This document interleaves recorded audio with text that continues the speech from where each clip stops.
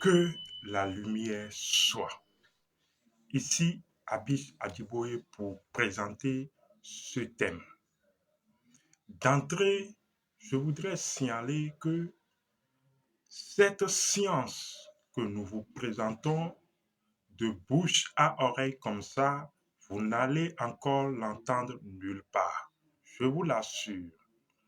Comme je le disais, laissez-nous vous amener dans les profondeurs de l'obscurité afin de parler avec vous des sciences cachées, inconnues par le grand nombre. En réalité, c'est bien inconnu par le grand nombre parce que vous verrez un peu partout le grand nombre parler du sexe, de la sexualité. Mais en réalité, que savent ou que connaissent-ils ou que connaissent-elles ces personnes vraiment du goût de la vie qui n'est rien d'autre que le goût de la lumière?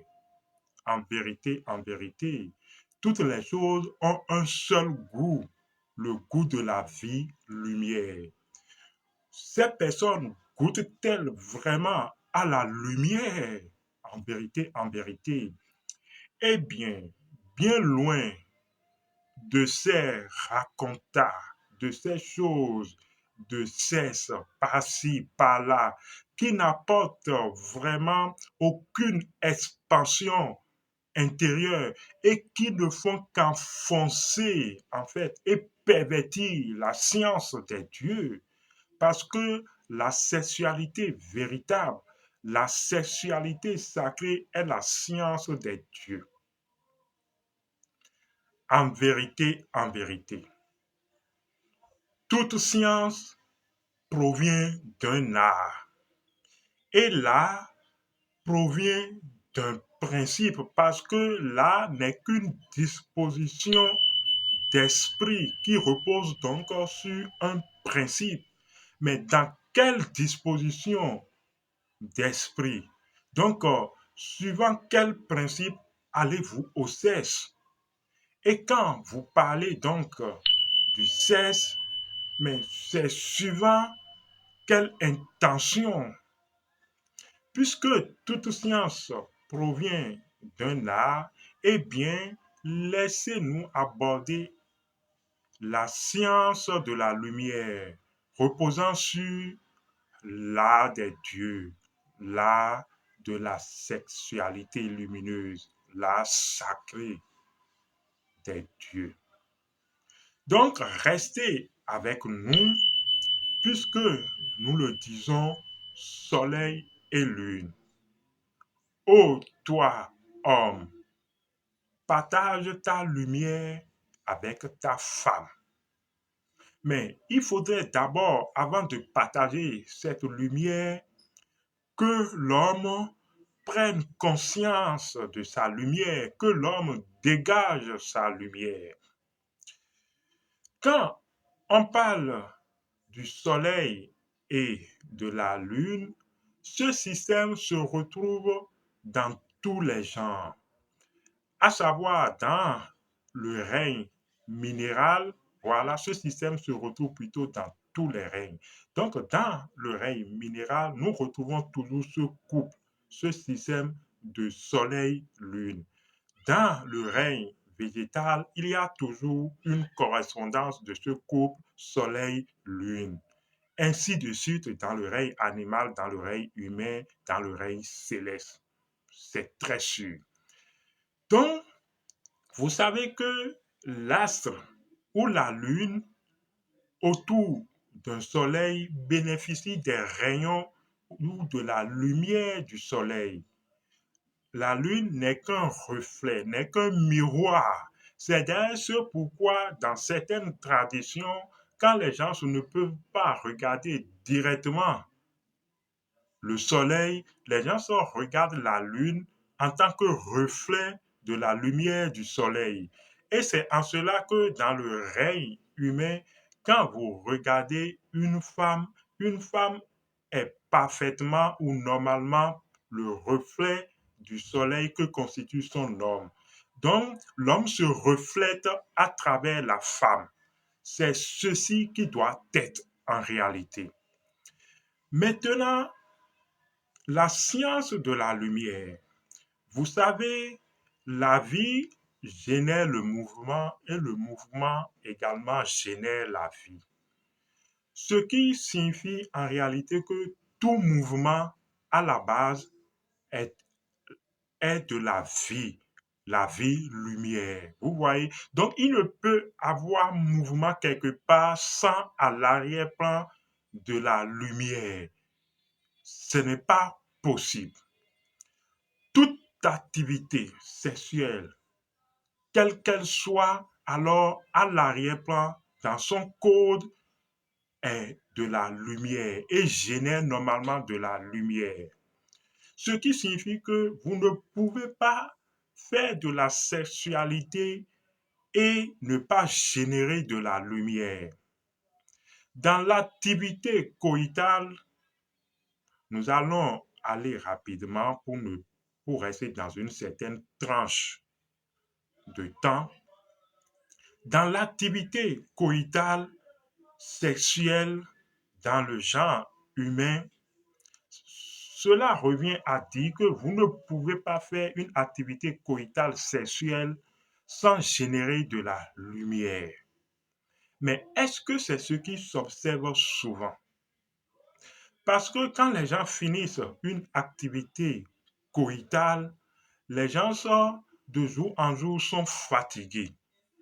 Les gens de jour en jour souffrent de maux et d'affections différentes. Mais pourquoi? Cela soulève une interrogation sur le code et le genre d'activité sexuelle que les gens pratiquent. C'est d'ailleurs ce pourquoi, à l'entame de cette communication, je disais que bien loin de ces palabres ou de ces plaisirs, de ces démonstrations sans code trouvés par-ci et par-là sur les réseaux sociaux, bien loin de ça, dans le secret des années-lumière. Parce que, en réalité, nous allons vous faire rêver. Je l'avais déjà dit à l'entame de ma première communication. Nous allons vous faire rêver parce que les choses que nous dirons sembleront pour nombreuses personnes un rêve. Mais laissez-nous vous faire rêver. Quand vous commencez donc une activité sexuelle ou de la sexualité dont l'activité sexuelle n'est qu'une forme, donc restons dans la forme de l'activité sexuelle entre un homme et une femme, où vous faites une pénétration après les caresses, encore que nous reviendrons sur les caresses prochainement, où vous faites une pénétration. L'activité sexuelle doit avoir pour intention de partager la lumière entre les deux partenaires. L'homme doit partager sa lumière avec sa femme. Maintenant, comment l'homme doit conscientiser la lumière? Parce que d'abord, le liquide séminal est une forme brute de lumière, puisque dans le liquide séminal de l'homme résident les atomes, les spermatozoïdes, qui sont rien d'autre que les atomes solaires. Et dans le liquide séminal de la femme résident donc les ovules, qui ne sont rien d'autre que les atomes lunaires. Donc déjà, dans ce genre et dans ce cas, nous retrouvons toujours le soleil et la lune. Il faudrait donc que l'homme dégage des atomes solaires de la lumière pour partager avec la lune l'ovule. Mais comment, la question, comment l'homme peut dégager les atomes, des atomes solaires de la lumière?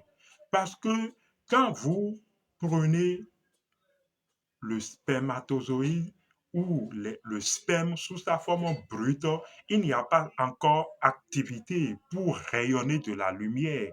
C'est donc ainsi quand les gens dégagent ou font l'émission ou éjaculent de façon brute ce sperme dans le milieu vaginal, en fait, la lumière est brute et cette lumière alors n'arrive pas à luire dans les ténèbres.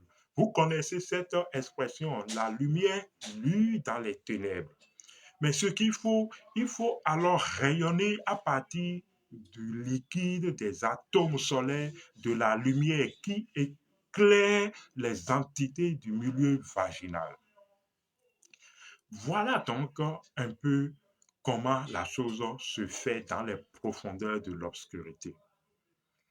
Quand vous commencez l'activité coïtale sexuelle dans la pénétration, en fait, vous devez respecter d'abord la première règle. Vous gardez de l'éjaculation. Si vous pouvez vous garder de l'éjaculation dans cette pratique et dans une autre pratique encore suivant un code, c'est bon.